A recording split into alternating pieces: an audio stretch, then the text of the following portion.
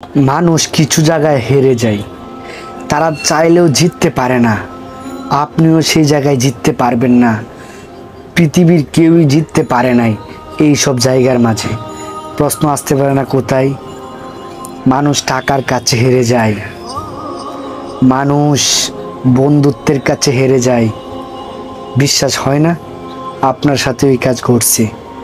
মানুষ বিবেকের কাছে হেরে যায়, মানুষ সময়ের কাছে হেরে যায়, আর মানুষ সর্বশেষ কিসের কাছে হেরে যায় আপনি জানেন? মানুষ সর্বশেষ হেরে যায় তার মৃত্যুর কাছে। সে মৃত্যুকে কখনোই ঠেকিয়ে রাখতে পারে না। তার যতই টাকা থাকুক, তার যতই অর্থ সম্পদ থাকুক না কেন। তাই আমাদের এটা স্মরণ করতে হবে যে আমরা সবাই একটা সময় হেরে যাই। আমরা কেউই জিততে পারি না।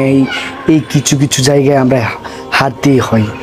তাই আমাদের কিসের এত অহংকার, কিসের এত জিদ নেওয়া, কিসের এত কথা দিয়া আমাদের আঘাত করা? একজনে আমাদেরকে একটা কথা বললে ওইখান থেকে আমাদেরও 10টা কথা বললে আসতে হবে কেন হয়? যদি জিততে চান তাহলে পারলে আপনি মৃত্যুর কাছ থেকে জিতা দেখান। যদি জিততে চান তা আপনি টাকার কাছে হাইরা যান কেন? হয় টাকার কাছে জিতে দেখান, সময়ের কাছে জিতে দেখান। যে চাইলে আপনি সময়টাকে আপনি নিয়ে আসেন, চলে যাওয়ার সময় নিয়ে আসেন। পারেন না কেন? আপনার বিবেকের কাছে কেন হেরে যান? যদি এগুলোর কাছে জিততে পারেন, মৃত্যুর কাছে জিততে পারেন, সময়ের কাছে জিততে পারেন, আর যদি বিবেকের কাছে জিততে পারেন, ভালোবাসার কাছে জিততে পারেন, বন্ধুত্বের কাছে জিততে পারেন, তাহলে আপনার দ্বারা অহংকার মানায়। নাহলে আমাদের মাটির শরীর, আমাদের কখনো মানুষের কখনো অহংকার মানায় না। কথাটা সত্যি কি না?